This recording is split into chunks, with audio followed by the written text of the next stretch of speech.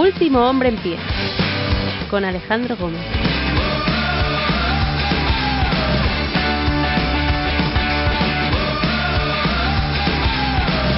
Buenos días, buenas tardes, buenas noches, bienvenidos. Yo soy Alejandro Gómez, hoy es 2 de junio del año 2023 y este es el episodio 653 de Último Hombre en Pie, un podcast de lucha libre.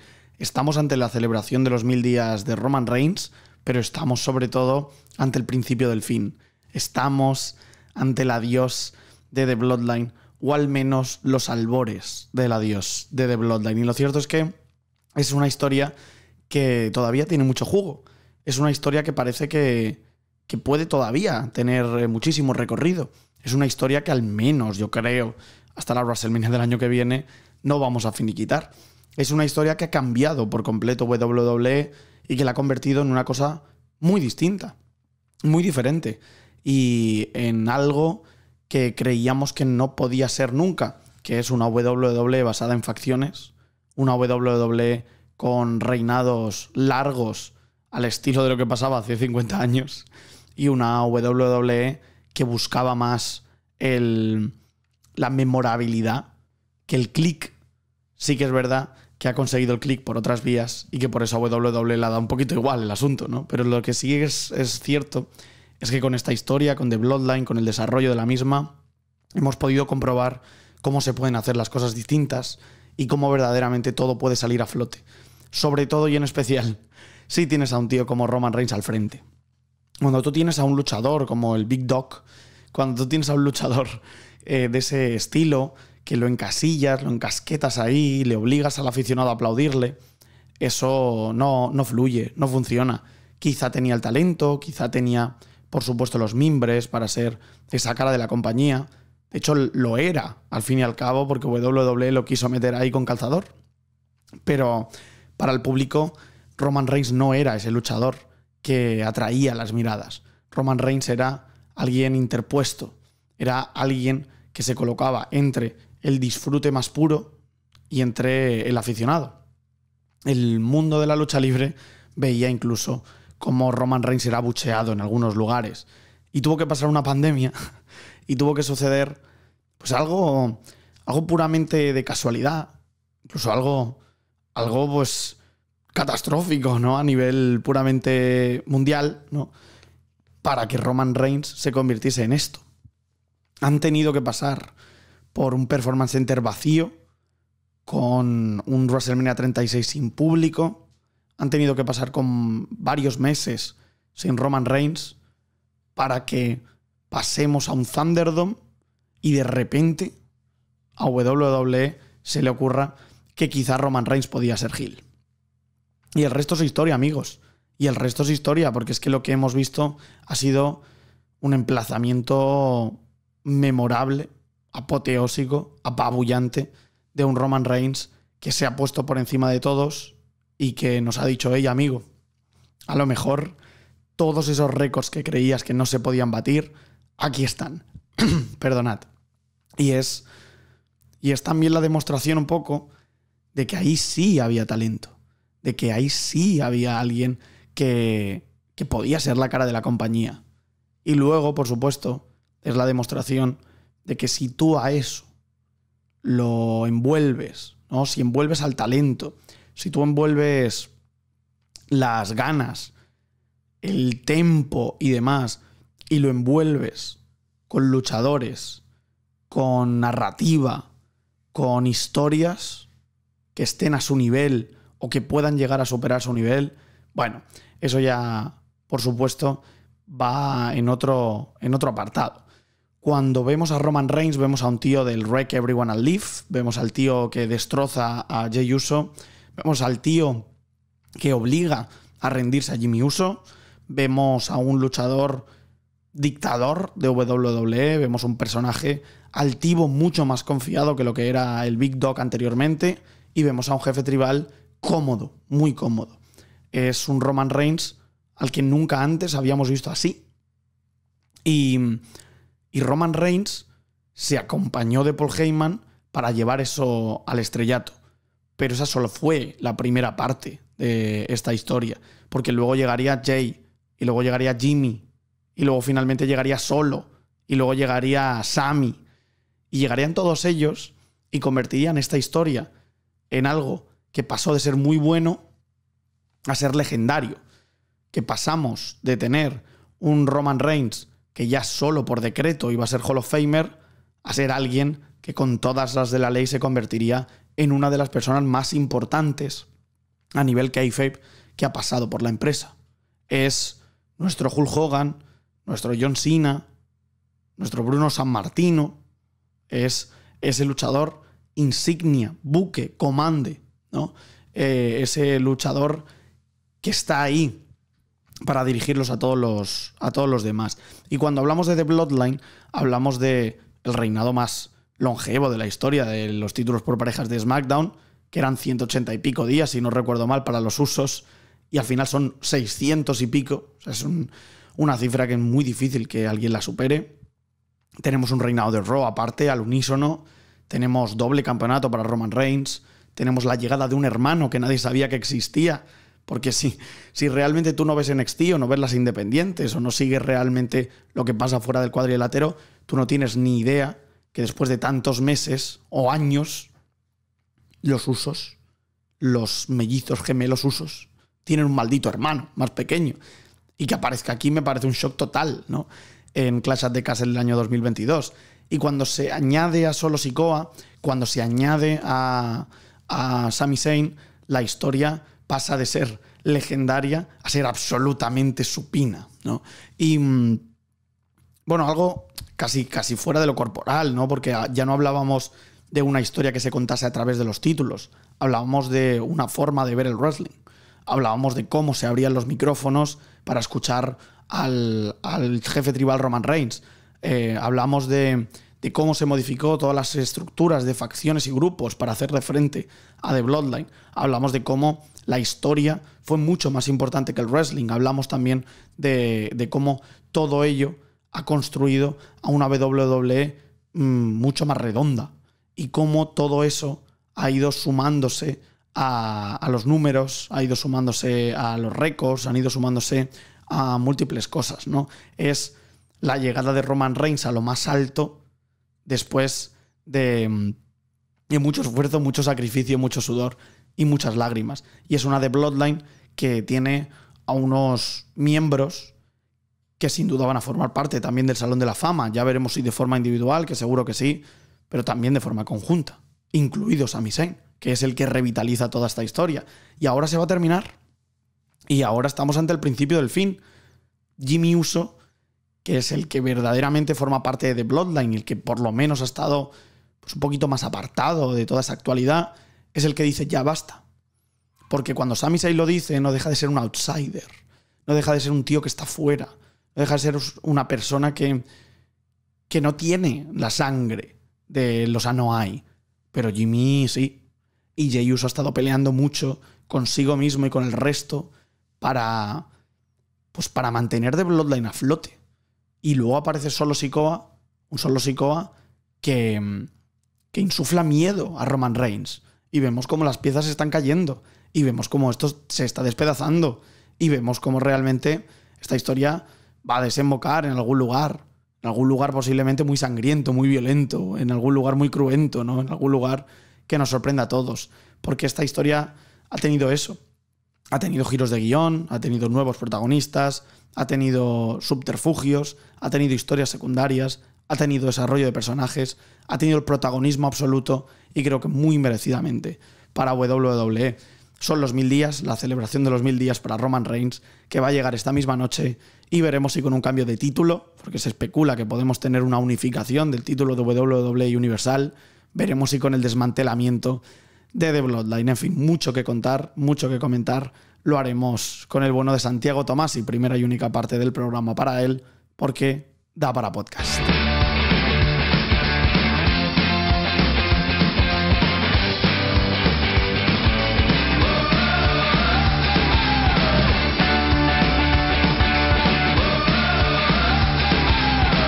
Yo, de veras, yo no sé ya ni qué cojo, sinceramente, ¿no? Hay gente que me dice, no, es que es alergia, no es que es gripe.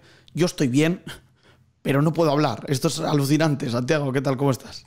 Muy buenas, pues con muchas ganas de hablar, aunque bueno, es evidente que hoy voy a tener que hablar yo, porque tú la voz, la verdad es que la tienes un poco fastidiada. No, pero hoy vengo peleón, hoy vengo a debatir, hoy no vengo a escuchar solo, quiero que lo sepas. O sea, hoy venimos a charlar de lo gordo, de lo importante, de lo mollar, Santiago. ¿Y qué es lo importante, perdón? La vida. Hablar de la vale, vida. me parece bien. Efectivamente, hablar de qué tal te ha ido la vida, el fin de semana, todo eso. Te ha ido bien, ¿no? Señor. Sí, no, ha ido bien. Semana intensa de curro, no voy a mentir, pero guay, bastante guay, así que no me puedo... No es que no me pueda quejar, es que no tengo que quejarme ahora mismo. Por si acaso, ¿no? No, porque, joder, para una semana que hemos tenido intensa, pero que ha ido bien, no voy a ser yo quien diga ahora, vaya mierda, tal. Mientras que todas las semanas sean así, yo estaré contento. Bueno, eso está bien, claro que sí. No sé si a ti te pilla el puente largo, a mí de casualidad. Sé que vosotros tenéis, pero yo no. Sí, a mí me pilla puente largo de casualidad, o sea que lo voy a disfrutar, no te quepa duda, pero lo he sabido, vamos, hace pocas horas, con lo cual tampoco... Es en toda Cataluña, ¿no? La fiesta. No en toda. Entonces, depende de los pueblos y ciudades. Entonces, a mí no me tocaba, pero al final me toca, entonces, pues mira, eso que me llevo al fin y al cabo, que parece que no, pero estos días de que son fiesta, que si viernes, que si lunes, te dan la vida, Bueno, a ver, yo también tengo que reconocer que con la semana que viene mía es corta, no me voy a quejar. Es más, la semana que viene ya te digo, te lo confirmo en directo, que esto siempre es bonito, que la semana que viene no cuentes conmigo. Hostia. Para grabar, así que... ¿Pero qué pasa? ¿Qué pasa tu viernes? Que me voy a Alemania. Ojo, ¿vas a ver jugar, la NFL? Entonces, claro. A jugar. Entonces, claro, pinta complicado. Me voy el jueves, así que tú imagínate. ¿Te vas a jugar a qué? A Flag, obviamente. ¿Te vas a jugar a Flag Alemania? Sí, correcto. ¿Cómo suena? Si alguien que tiene las rodillas hechas mierda va a hacer eso, sí, va a hacer eso. Me parece estupendo. O sea, la verdad, me parece maravilloso que yo, por cierto, hablando de jugar, yo no sabía que existía, pero descubrí un deporte que se llama roller derby, que va de dar vueltas como a un velódromo en patines, pegándose de hostias como si fuese wrestling. Escúchame, pero tú... Bueno, sí, no. Como si fuese wrestling, no. Es bastante más violento que el wrestling. Pero vamos, tú no has visto... Claro, es que yo de CSI Nueva York... Solo vi yo en CSI Nueva York en un episodio. Hostia. Que era una que mataban en una de estos... Obviamente, CSI Nueva York. No iba a ser bonita la historia. No, claro, no. Pero está muy guapo. Es muy violento, pero está muy guapo. Yo no lo había visto en la vida y verdaderamente voy a verlo a partir de ahora. Roller derby. Pero es la hostia. Quiero decir, a aquellos que no lo hayáis visto, buscarlo en YouTube. A ver... Creo que es deporte femenino únicamente, yo no lo he visto en masculino, es hiper violento. Yo he visto vídeos de hace, te digo, 30 años a nivel estadounidense que sí que había hombres, se metían suplex, hostiazos, rodillazos, todo lo que fuese. Lo que no entiendo es el objetivo del juego, esa es mi duda. Creo que el objetivo, aquí ya te hablo de esto, creo que es hacer que las jugadoras den las vueltas completas, porque eso te da puntos. Me parece alucinante. Entonces es como eso, es dar vueltas sin que te maten, básicamente. Me parece alucinante. Pero claro, si luego partimos de la premisa de que estamos viendo y analizando a veces, no sé si con éxito, pero a veces a tíos semidesnudos luchando de forma ficticia, ¿no? Bueno, no sí, ficticia, claro, pero de forma guionizada, pues ahí lo llevas. A ver, es que claro, cualquier deporte, también te digo, cualquier deporte cuando te intentas explicar queda absurdísimo. Sí. Quiere decir que es el fútbol, 11 tíos que juegan contra otros 11 tíos, o mujeres, 11 mujeres contra 11 mujeres, cuyo objetivo es meter el balón en una pelotita. No pueden darle con la mano, solo pueden darle con el pie y no pueden pegar a su rival. Y debido al desarrollo socioeconómico y sociológico que hemos tenido, se juega en estas posiciones que son portero, defensa, tal y cual. Tú dices, vale, pero si tú se lo explicas a alguien, dice, vaya pedazo de gilipollez juegan estos pavos. Que ya se perdió lo de llamar a las posiciones por números, ¿eh? El 7, el 10, el 11. No hay posición. Escucha, el 9 es el 9. Eso sí. Llámale como quieras, pero el 9 es el 9. Eso sí. No jodamos. Sí. Pero es que hay posiciones que ya no existen. El 10 ya no existe. No. Y por razones obvias. El 5 sí existe. Y va a existir toda la vida. Sí, pero por ejemplo, el 5 es sagrado. Para el FC Barcelona el 5 es el 4. Fíjate. Ya, bueno, es que para el Barça el 5, tampoco quiero decir, del Barça no juega con un 5 puro. No. Entonces, claro, ahí es difícil. Porque Busquets no ha sido nunca un 5 puro. Eso se nota. Entonces, lateral tiene que llevar el 3. Ya está, esto es obligatorio. Lateral izquierdo, sobre todo. Lateral izquierdo el 3, punto. Sí. Esto no existe debate, pero bueno. No, esto es una regla no escrita. O sea, esto es así. Si el portero no lleva el 13, sospechen. Quiero decir, a mí un portero que va con el 1 me hace sospechar ya directamente. No, portero 13, siempre. Pero el 13 para ti es el titular o el suplente. El titular. El portero bueno titular lleva el 13. Y el malo, el del segundo equipo lleva el 25. Siempre, tío. Ese plan Sí. del tercer portero 25, ya está. Aquí no nos complicamos la vida. Sí. Luego, a ver, también hay números, no sé, hay números obvios. Yo, por ejemplo, veo a un defensa con el 7 y empieza a sudar. Sí. Ahí ya lo paso muy mal. Yo recuerdo a Toquero con el 2, delantero centro del Athletic de Bilbao. Recuerdo... ¿Quién Hay más? que decir que el peor país para esto es Italia. ¿Por qué? Porque Italia, como le sudan los huevos las normas, porque es así, lleva números totalmente absurdos. No, es que yo soy Balotelli y llevo el 99, cabrón, del 1 al 25. Ronaldinho llevó el 99, si no me equivoco. Claro. También. ¿Qué llevan el 99? ¿Qué mierda es esto? Se están perdiendo los valores. O sea, Kolarov llevaba el 13, por cierto, ahora que me estoy dando cuenta. ¿Quién? Kolarov. En el mítico City. en el City, sí. Bueno, y a Samoa Gyan, que a mí me parece un delantero buenísimo. El 3. No. El Sunderland jugó con el 3. Eso está mal. O sea, eso está mal. No sé si fue Falcao o fue Leo Baptistao o alguien en el Rayo que llevaba el 3 recientemente también de delantero centro. Tú dices, ¿qué coño el 3? No es que me una la suerte, me da lo mismo. No. Tienes que llevar el 9, ya está, se acabó. ¿Que alguien tiene el 9? Cualquier número. Hay que ser canónico en la vida, claro que sí. Ya está, Bueno, es que no me jodas. El Eso, 3. es así. Eso es así. En fin, también esto es algo canónico. Tenéis que seguir a Santiago en @TomásYSantiago en Twitter y lo tenéis que seguir en HotTag, ese canal de YouTube con lo mejor y sobre todo lo peor del mundo de la lucha libre. 1000 días, amigo, para Roman Reigns ya cumplidos. Se viene la celebración y a mí me parece que esa celebración va a ser cuanto menos caótica y tenemos varias cosas por delante, ¿eh? Lo primero, el principio del fin de The Bloodline, la historia, un poco el entender qué ha sido Roman Reigns para WWE y qué ha supuesto también para la empresa de Bloodline, ¿no? No sé ni siquiera por dónde quieres empezar. Yo ya sé por dónde vas a ir, pero no sé por dónde quieres empezar. We don't care. Básicamente. No, es que llega a los 1000 días. ¡Wow! ¡Qué emocionante! ¡Qué divertido! Van a unificar los dos títulos porque no tienen sentido y van a mantener el Universal, que es una puta mierda, solo para poder mantener un récord ficticio. ¡Wow! No, en serio, quiero decirte. Es decir, a mí el día 1000 o el día 500, ¿qué diferencia hay? ¿Que sirve como efeméride tal relevante? Sí, pero no supera a nadie, no levanta nada y van a cambiar el título porque todos sabemos que el título universal es horrendo. Bueno, sí, eso también es algo universal, ¿eh? Que el título universal es horroroso. A mí, con el tema del linaje, yo creo que lo van a mantener porque tiene mucho sentido para con la historia.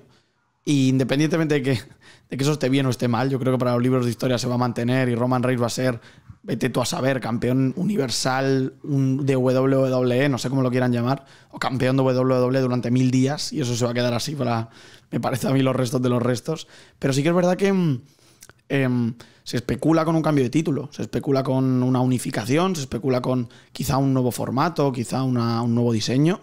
Yo no lo sé, pero también me sorprende. Más feo es imposible. Bueno, o no. O sea, más feo que el universal actual es imposible. Nunca digas nunca. De verdad, es imposible. Yo creo que hay títulos más feos que el universal, ¿eh? No muchos, pero hay algunos títulos más Dime feos. 2. Por ejemplo, el título televisivo de la NWA me parece horroroso, la verdad. A ver. No lo busques ahora, no. El título televisivo. Mira, hay el título, Es por tan ejemplo. feo, joder. A ver, es feo, sí, pero no es tan El título de televisión de New Japan Pro Wrestling es horrible. Horrible. Hostia, Y es muy feo. Sí, Estoy de acuerdo. Es muy feo. Pero joder, que es que el título universal es literalmente un título genérico en azul. sí, que previamente era rojo, por cierto. No, es decir, prefiero cualquier título feo de cojones, que sea feo, pero el de New Japan, por ejemplo, que han hecho un esfuerzo por cambiar y que sea innovador Sin éxito. al puto título genérico. Sí, no, O sea, no, es sí, que eso es es un cierto. título de WWE 2K15 que te generabas cuando tenías 3 años. Pero eso lo hemos asumido desde que debutó ese título. Pero sigue siendo muy feo. Yo quiero que es que no puede ser más feo que eso. Aunque se esfuercen en hacer un cambio y sea absolutamente horroroso, me haga daño a los ojos y lo que quieras, al menos se habrán esforzado. Sí. Solo pido eso. Bueno, ahora Yo ya te digo, asumo, yo no sé si va a ser esta noche o no, o cuándo será, pero eso lo entendíamos todos, que el título se tenía que unificar por narices. Pero yo pensaba que lo iban a hacer fuera del reinado de Roman Reigns. Fíjate que muchas veces lo hemos hablado, que decíamos, hostia, quizás Roman Reigns cuando pierda los títulos, quizás es el momento de unificarlo. Porque tú hablabas de que no importan los días y demás, yo creo que sí. O sea, yo creo que los días son verdaderamente relevantes para contar esa historia. Y sobre todo para que WWE genere una narrativa. Al fin y al cabo, esto es Alex, aquí hay una un problema. telenovela. ¿El qué? Que entonces, si los días importan tanto, este reinado es el más grande de la historia de su título, pero no existe en el resto de títulos. Quiero decirte que está muy bien esto de no, este título tal, vale, pero no es el WWE Championship. Entonces, si vas a mantener el legado del Universal, es un reinado a la mitad de tiempo. Si vas a mantener el del Universal, literalmente te has cargado la del anterior. Bueno. Sí, con el tema del linaje no sé qué van a hacer. Yo creo que se han metido ahí en una encrucijada. También está muy cerca Roman Reigns de superar a CM Punk con los 434 días, que es el reinado más largo desde Pedro Morales en el 70 y pico. O sea, estamos hablando de que también es una barbaridad. Pero a mí sí que me parece relevante este tema, la simbología y demás. Y sobre todo me parecía relevante, joder, por los títulos. Que lleves 2 títulos, a ojos de cualquier fan casual, parece más importante o más relevante que tener uno solo, sinceramente. Entonces, claro, a mí me sorprende que WWE quiera tomar esta decisión de forma rápida, que ya veremos si sucede ahora o sucede en el futuro, pero yo asumo que va a suceder con el reinado de Roman Reigns vigente. Entonces me sorprende que vayan a coger estos 2 títulos y los vayan a unificar, por lo menos en reinado de Roman Reigns. Pues ya veremos. Es decir, supongo que sí, tampoco me emociona en general por eso, porque es que hagan lo que hagan, no va a haber mucho. Más de 1000 días como campeón Roman Reigns. ¿Cómo describirías su reinado? Una mierda. Es que ¿para qué preguntas si sabes la respuesta? No, yo lo siento mucho. no, Habrá pero gente que te venda la explicación justifica. sociológica de que los 100 días han sido súper emocionantes. ¿Cuántos combates recordamos del reinado? ¿1? ¿De 1000 días? ¿1? Muy guay. ¿Cuántos promos recordamos que no sean exactamente la misma promo repetida una tras otra vez? ¿Una? Que es la primera vez que hice lo de Acknowledge Me, porque a partir de ahí todas las promos son Acknowledge Me. The Bloodline, que se basa principalmente en me pego con mis hermanos, los masacro, se unen. Pego al siguiente hermano, lo masacro, se une. Paul Heyman hace bromas sobre samoanos, viene el retardador random, le gano, se une y ya está. Chachi. Tampoco ha ganado prácticamente ningún combate limpio. Todo se ha basado en que es muy bueno y en que puede ganar después de 8 Spears, 15 finishers y 25 movimientos de los hermanos. Guay. Quiero decirte, el reinado es un coñazo. Dentro de 10 años el revisionismo dirá que es el mejor reinado de la historia del mundo, igual que hay gente que dice que los 2 reinados de Hogan en el 96-97 son la hostia, los 2 de NWO no lo son, pues esto es lo mismo. Ahora, si pongo a la gente a recordar combates unos contra uno del reinado de Brock, ¿tú te acuerdas de algo? De Roman, ¿tú te acuerdas de alguno? Yo sí. Yo me acuerdo de los combates que tuvo contra Kevin Owens, especialmente ese combate que era último hombre en pie, el de las esposas. Recuerdo, por supuesto, el de Sami Zayn, de Elimination Chamber. Recuerdo incluso el de Logan Paul. Incluso el de Riddle, te diré, en SmackDown, que estuvo bien. Incluso cuando, no sé si lo llegó a defender, pero al menos luchó contra Montez Ford, que me pareció un buen enfrentamiento. O sea, quiero decir, este reinado de Roman Reigns, independientemente de que tú te acuerdes o no de los combates, por lo que supone a nivel luchístico, este reinado va mucho más allá de la lucha libre. O sea, este reinado va de contarte una historia. Alex, este reinado tiene 30 combates. Sí, sí, sí. Y podría haber tenido solo uno. 30. Podría haber tenido solo uno. Y cuando hablamos de la importancia, la memorabilidad, ni siquiera hablamos de que le vayan a quitar el título a Roman Reigns. Pero es que esta importancia, esta memorabilidad, se la da el que somos frikis, porque somos frikis, los fans del wrestling, y vamos a hacer cuentas de numeritos. Pero no hace falta hacer cuentas de números. No, porque llevan 1000 números. Piensa qué ha desarrollado en estos 3 años WWE. Bueno, 3 años ya pues enteros. ¿Qué ha desarrollado? Una de las historias que van a ser más recordadas en la historia, seguro, de WWE. Seguro. Explícame por qué. Pues mira, porque es una historia que tiene múltiples capas, que además tiene muchos giros de guión, que consiguió que el público esté al borde del asiento en muchos momentos, que consiguió meter al público como hacía años que no había conseguido. Y ha conseguido meter al público con 3 retadores. ¿Dónde están los 3 retadores ahora? No, pero yo tag y bueno, Drew McIntyre, que está prácticamente fuera de la empresa.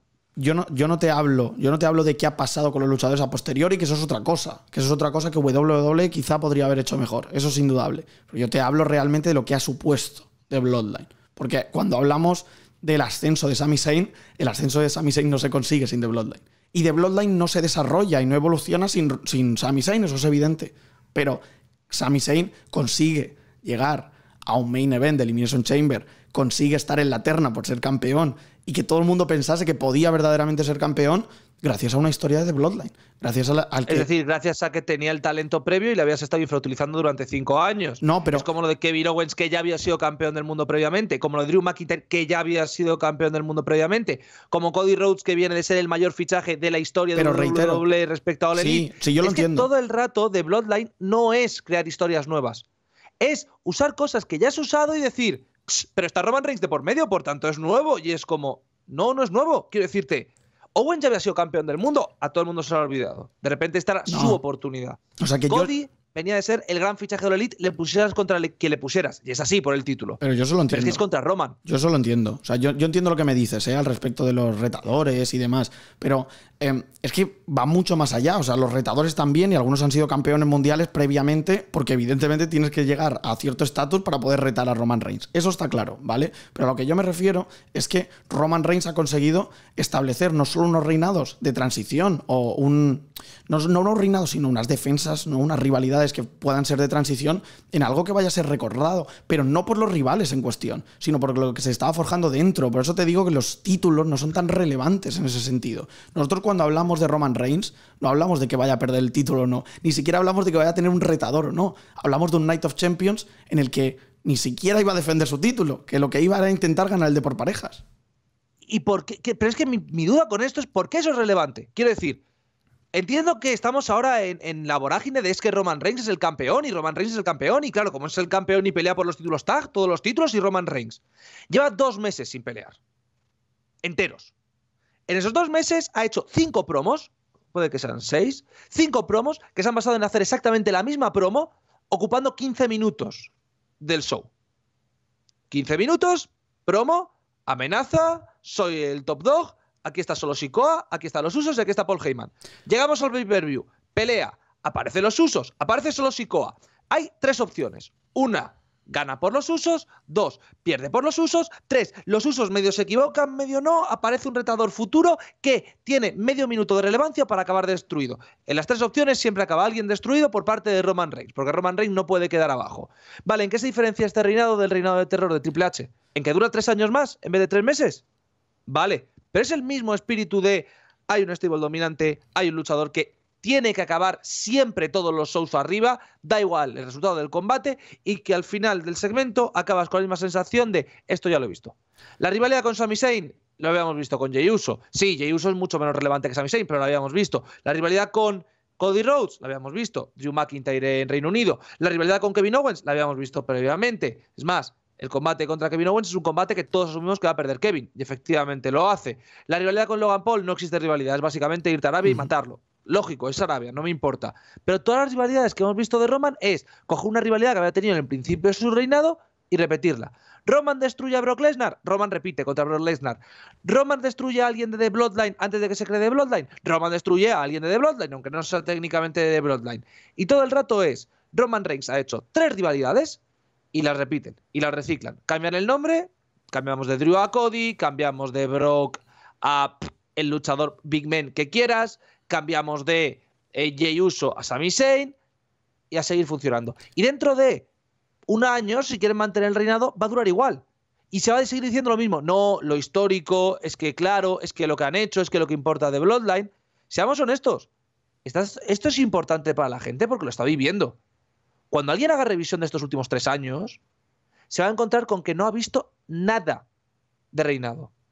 Ha visto a un pavo que sale, tisea la ruptura de su grupo no se rompe, gana. Tisea la ruptura de su grupo, el grupo no se rompe, gana. Tisea la ruptura de su grupo no se rompe y gana. Y todo el rato con la misma sensación de que Jey Uso va a ser el de... No, esta vez lo va a romper él. Esta vez de verdad de la buena. Porque claro, lo mal que le trata a Roman. Y al final de la noche vuelve al redil. Y al final de la noche vuelve al redil. Y al final de la noche vuelve al redil. Y cuando no lo rompa, si lo rompa de verdad y ya no esté, guay, llega 2 años tarde la ruptura. Es decir, al final, mi problema con este reinado es que es un reinado de Triple H, de esos que son tan criticados a día de hoy, pero como está siendo tan largo, la gente todavía no se queja. Pero son 3 años donde nadie se ha visto beneficiado sobre el propio Roman, donde la empresa ha sufrido un parón creativo terrible y donde todos los nombres que han sido supuestamente puestos overs en The Bloodline estaban over antes de que existiera este storyline, desaparecieron durante estos 3 años y una vez acaba su rivalidad con Roman, vuelve a desaparecer su relevancia. Yo no estoy de acuerdo. No sé. Pero no por nada, o sea, yo te escucho muy atentamente y pienso y digo, hostia, a ver si verdaderamente puedo cambiar de opinión, pero es que me cuesta mucho. Me cuesta mucho porque creo que es ciertamente reduccionista, en el sentido de esos rivales. Es que no dejan de ser rivales de transición, porque es que la historia importante no es la que se cuenta para ver si ganas o no por los títulos. La historia que es verdaderamente importante que se cuenta es la de Bloodline y el desarrollo de una facción. La historia que se cuenta es como Jey Uso pasa por el aro y al final uno u otro es el que tiene dudas. Y luego resulta que el giro de guión es que aparece Sami Zayn. Y luego resulta que Jey Uso es el que parece que se va a marchar, pero finalmente prefiere la sangre antes que la amistad. Echan a Sami Zayn, que le da la vuelta a la tortilla, que consigue luchar durante 2 meses, casi 3, por estar arriba del todo, ¿no? Es un Jey Uso que después de todos los dimes y diretes finalmente se queda y luego resulta que es Jimmy el que se encarga de deshacerlo todo, ¿no? Mientras Solo Sikoa sigue construyendo su personaje, siendo importante en televisión, siendo main event de prácticamente todos los semanales. No sé si hizo 6 o 7 main events consecutivos. Y luego resulta que es el único al que le tiene miedo Roman Reigns, ¿no? O sea, estamos hablando de que es una historia que se ha estado contando para cimentar a ciertos luchadores que son los luchadores que formaban parte de Bloodline. Y Sami Zayn llegó ahí de pasada, de forma prácticamente circunstancial, y consiguió que esto fuese muy bueno, a ser increíble, es cierto, pero no dejaba de ser un luchador de paso. No dejaba de ser un protagonista de 2 temporadas, ¿no? De 1 temporada. Y luego lo que continúa siendo es el gran elenco de gente que estaba ahí desde el inicio o que llegó para quedarse porque formaba parte de la historia. Entonces ahora a mí lo que me interesa es entender perfectamente, ya me da igual los títulos. Yo creo que a WWE también, y lo ha dejado muy claro, título universal unificado de WWE, pues si no lo pierde nunca, pues no lo perderá nunca. Pero lo que a la gente le interesa, o por lo menos eso es lo que entiendo yo, es verdaderamente qué va a pasar con The Bloodline. Porque hemos pasado de tener grupos inexistentes a tener grupos relevantes gracias a que The Bloodline ha sentado base o el camino. Hemos pasado de tener historias completamente irrisorias a pues semanales que no tenían ningún tipo de importancia a que cada detalle fuese relevante. O sea, me parece que ha cambiado muchas cosas en WWE. Para mí todo lo que estás diciendo es hacer exactamente el mismo producto, pero poniendo la marca Roman Reigns. Porque al final, y esto que voy a decir está feo, pero entonces me estás diciendo que la storyline se basa en 2 luchadores, con perdón de la expresión, conocidos por conducción temeraria bajo los efectos del alcohol y un novato. Y que ese es lo único que está pusheando WWE, además del propio Roman. Claro, es que ese es el problema. Es que el problema aquí es que, claro, tú dices, no, porque esta storyline expande a estos 4 personajes muchísimo y le da muchísimo nivel y le da muchísimo carácter. Jimmy y Jey Uso son luchadores tag team con evidentes problemas, bueno, que han tenido evidentes problemas con la justicia, de los cuales no están del todo recuperados y que simplemente tienen un puesto por ser de la familia que son. Sí, son buenos en el ring, son muy buenos en el ring, pero la realidad es que los problemas que han tenido son prácticamente similares a los de los Hardy. Más jóvenes, pero los Hardy. Y Solo Sikoa, que al final es un novato, que está creciendo mucho, que está funcionando bien en la empresa, de edad es veterano, es verdad, ya tiene 30 años, pero que va a desarrollarse. Perfecto, con Solo Sikoa no tengo un problema. Pero todo esto de amenazas de tensiones, disensiones, que no son disensiones, que quizás sí, que quizás no, es en NWO. Y en NWO funcionó genial, maravilloso, y todo el mundo quería ver un semanal más, porque claro, este semanal es súper importante, porque a lo mejor se separan de verdad, o porque a lo mejor no se separan, o a lo mejor tal. Hasta que cuando acaba, que esto es lo que va a pasar con esta facción, ya veremos. Vas a echar la vista atrás y vamos a tener si miras el conjunto general, es decir, si no miras los shows, wow, cómo ha molado, porque claro, son 3 años espectaculares de un tío siendo campeón y ocupando, pues, que un 10% de todos los semanales, más o menos, de Bloodline. Sí, puede ser. Aproximación 10, 15. Wow. Y cuando veamos los semanales de vuelta, va a ser joder, pero si aquí no dice nada. Joder, pero si aquí están vendiendo que Jimmy va a traicionarle, igual que hicieron hace un mes, pero nunca aprietan el gatillo. Joder, pero si aquí vuelven a amenazar lo mismo con Jay, que hicieron con Jimmy otro mes entero sin apretar el gatillo. Es decir, es una historia en que ha repetido 4 máximas, que es, este le va a traicionar, este le va a traicionar, este le da miedo, y han ido cambiando el mes. Hoy es Jay, hoy es Jimmy. No, Son 5 veces de que ha entrado, sí que es un poco el enforcer, porque sí que es verdad. Sí se ha visto desarrollo de personajes. Sí se han visto desarrollo de personajes. No han sido cíclicos en ningún momento. ¿Cómo empezó la historia de The Bloodline? La historia de Bloodline empieza con un Roman Reigns que gana el título universal en Payback, que se une a Paul Heyman y que destroza a Jey Uso para luego hacerse cargo Jimmy mientras estaba lesionado y dice, oye, mira, me rindo en Hell in a Cell y a partir de aquí trabajamos. Yo soy el maldito jefe de la mesa. Y a partir de aquí trabajan. Pero les costó, es decir, He de decir. Por miedo se someten al perro grande. Sí. Vale, ¿cuál ha sido el motivo? Prácticamente, por mucho que se venda la sangre, ¿cuál ha sido el motivo durante los últimos meses de que Jimmy y Jay no rompan el grupo? Por miedo, se quedan con él. Podemos hablar de sangre, pero mucha parte de la historia con Sami Zayn es cuando Sami le ataca, los otros dos, que no... Bueno, creo que es Jay, que tampoco le importa mucho el ataque hasta que ve la reacción de Roman. Que entonces es cuando ya se caga. Sí, pero... A mí es que yo entiendo el punto de la gente que os gusta, de verdad, y me parece genial que os guste, me parece lógico. Pero a mí me parece que esto es un NWO 2, un Evolution 2, un grupo sí, pero fíjate, que en su momento funciona muy bien y que a su vez es como, dentro de 3 años esto va a ser una mierda.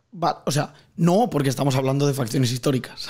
Y estamos hablando de momentos memorables. O sea, si tú te pones a revisionar y hacemos revisionismo evidentemente al detalle, vas a descubrir que no todo es tan bonito como parecía, por supuesto. Pero si te paras a pensar en la idea general que nos está dejando este de Bloodline, es de que es algo que hacía 20 o 30 años que no se contaba. O sea, es algo que ha llevado a WWE a expandir, miras de una forma brutal, a nivel sobre todo narrativo. O sea, ¿cuánto hacía que no veíamos una historia tan cuidada, con tantas capas, con tantos giros de guión, con tantos cliffhangers, que te vendiese tanto? Es que hacía mucho tiempo que no veíamos CM Punk esto. como campeón del mundo.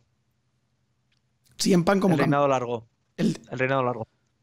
No, pero no me puedes comparar el reinado de CM Punk con la historia que se está contando con The Bloodline. O sea, pues porque la historia que se está contando con The Bloodline tiene mucho más que explicar. Evidentemente el reinado de CM Punk, sin ningún género de dudas, es un reinado legendario. Vale, ahí está. Pero es que aquí hablamos de muchos más luchadores y hablamos de muchas más historias y hablamos de mucho más tiempo siendo verdaderamente relevantes. Para mí hablamos de 4 luchadores y de elementos que han aparecido. Y es jodido decirlo así, pero para mí son 4 luchadores y elementos que han aparecido. Y esos elementos, dentro de 2 años, que por mí es mi comparativa con NWO. Con NWO pasa algo similar, que era, no, bueno, porque cuando gane Sting, esto va a ser la hostia, porque Sting está buqueado, lleva 1 año de booking, porque tal, porque cual, Sting no ganó. Bueno, ganó, pero no ganó, seamos sinceros. NWO aguantó 1 año más, seguían siendo súper relevantes, la gente seguía viéndolo, porque claro, ¿cómo no voy a ver que acaba con NWO? Se acaban separando, wow, la separación, qué importante va a ser. ¿Quién se benefició de eso? Nadie. Bueno, salvo el propio Hogan, pero nadie. ¿Quién se benefició de la separación? Nadie. ¿Quién de los luchadores que se opusieron a NWO desde el principio se benefició? Nadie. Pero es que... ¿Quién se va a beneficiar de haberse opuesto a The Bloodline? Nadie. Eso no... Yo creo que en eso no tenemos... O sea, en eso estamos de acuerdo. En eso estamos de acuerdo. Claro. Pero Alex, si a futuro tú no... Es decir, quiero decirte, esto es un poco... Voy a llevarlo a Marvel. Esto es un poco como el blip de Marvel. Es decir, los 5 años de gente que desaparece y que no vuelven. Perfecto. Es decir, vale, como mola lo de Thanos, porque tal, porque qué villano, no sé qué, no sé cuántos. Y los humanos durante esos 5 años están en un stand-by. Un stand-by donde intentan avanzar, donde intentan rehacer su vida, pero en un stand-by. Donde no pasa nada relevante para Marvel. Es más, durante esos 5 años no tenemos ningún tipo de producto Marvel. El único que tenemos técnicamente son 2 temporadas de Agents of S.H.I.E.L.D. que son un porro porque van del futuro. Lo único que tenemos. ¿Por qué? Pues son absolutamente irrelevantes a nivel de cómo vamos a construir el futuro. Lo que tú me estás vendiendo ahora es un blip en WWE. Es un... Ha llegado Thanos se ha cargado 3 años de la historia y cuando hablemos en el futuro hablaremos de que Thanos ha dominado durante 5 años. ¿Y qué diremos de esos 5 años? Que Thanos ha dominado. Bueno, y hablaremos porque de que fue... hay un reinado histórico de Walter del cual no se va a hablar porque no es de Bloodline. No, sí que se va a hablar. Hay varios reinados femeninos bastante decentes, hay varios combates más o menos chulos, pero hemos tenido Money in the Bank transformándose en algo inservible. Que también porque WWE no sabe buquearlo. Esto quiero que quede claro que no es culpa de Roman, es que no saben buquearlo. Pero un Money in the Bank que ha quedado inservible. luchadores por el camino que no van a poder volver a retar por el título mundial. Luchadores por el camino que se han marchado de la empresa. Y es muy posible, y esto que voy a decir puede sonar muy negativo, pero es muy posible que vamos a ver finales de carrera que vayan a ser supeditados a The Bloodline y que no tengan el final que se merecen. Y eso, dentro de 2 años, no se va a ver como ahora. Porque ahora, con el hype va a ser, no, pero es que la historia de Roman lo merece. Dentro de 2 años va a ser joder, pues a lo mejor que el blip este durase 3 años y no durase 1 y medio, como suele durar en el mundo del wrestling, es muy excesivo. Es que ningún stable se ha sostenido 3 años sin que sea abiertamente repetitivo y abiertamente aburrido para una gran parte del espectador. Para mí... Y The Bloodline, evidentemente para ti no, y para una parte no lo es, pero para otra parte se ha transformado en algo absolutamente repetitivo. Yo es que no lo creo. Es que reitero, creo que el desarrollo de personajes nunca ha pasado por el mismo lugar. Creo que evidentemente hay puntos en común, pero creo que el desarrollo de Jay, de Jimmy, de Sami, de Solo y de Roman ha sido espectacular y algo que yo creo que no esperaba nadie, sinceramente. Entonces, la comparación con la NWO te la compro, pero la NWO siempre va a ser considerada una de las mejores facciones de la historia, por mucho que te pongas a analizar el detalle. Entonces yo creo que... Y siempre va a ser construida y siempre va a ser considerada como una de las que ha destruido a más talento. Puede ser, pero una cosa no quita la otra. Entonces... Al final va a ser como Evolution. ¿Lo va a recordar la gente en el futuro? Sí. ¿Va a haber mucha gente que va a ser ultra fan de Evolution? Seguro. Sí. Ahora, la gente que lo aborrezca, lo va a aborrecer. Es así. Con motivos para ello. No, y tanto. Efectivamente, ¿no? The Bloodline es dual y es una historia que hacía mucho tiempo que no veíamos en WWE y que es evidente que acaparando tanto tiempo de pantalla, con tanta gente, con tantos títulos, pues es evidente que no le va a apetecer a todo el mundo, eso está claro. Pero vamos a ver qué pasa también esta noche, ¿eh? Porque yo creo que esta noche se vienen curvas. En fin, Santiago, un placer tenerte por aquí hablando un poquito sobre Bloodline. Siempre es un placer para mí.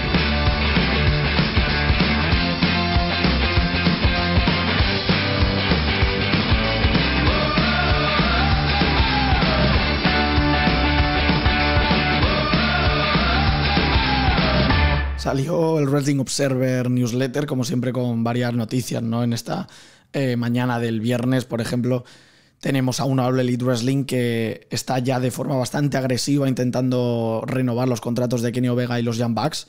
Recordemos que se les acaban a final de este año y que de momento no han renovado todavía. Y yo creo que All Elite Wrestling pues quizá tiene esa duda de ver qué puede pasar después de lo de Cody Rhodes, sinceramente. Luego tenemos también una noticia relacionada con el Elite, que es que lo que se cree es que CM Punk y Ace Steel van a estar involucrados en el apartado creativo bastante potentemente de All Elite Wrestling Collision, es decir, va a ser su maldito coto de caza. Eso es así, lo teníamos claro, pero ahora más todavía. Conocemos también, por ejemplo, que WWE ha puesto un veto, que esto es un poco más habitual, pero igualmente no deja de ser rastrero, a los estadios para que All Elite Wrestling no los contrate antes o después de los shows de WWE, que eso es alucinante también, pero WWE siempre ha hecho este tipo de cosas y verdaderamente no nos pilla de nuevas, eso está claro. Y luego también una fecha, que es el día 9 de septiembre, que parece que va a ser el primer gran show de WWE en años en la India. Les salió bien ese Superstar Spectacle para la Network, ahora parece que van a reeditarlo, en este caso como un live show, veremos si acaba siendo un pay-per-view. En fin, señores, os recuerdo que mañana tenemos un episodio especial para mecenas. Fijaos lo que hemos hablado de CM Punk, pues toma 2 tazas para mañana, porque vamos a analizar la promo mítica, la pipe bomb de CM Punk, y lo vamos a hacer con el bueno de Jordi Seurana en un nuevo episodio de Promo Class para mecenas. ¿Cómo podéis escucharlo? Muy sencillo, suscribiéndose al podcast a partir de 1,49 al mes en iVoox, en la pestaña Apoyar.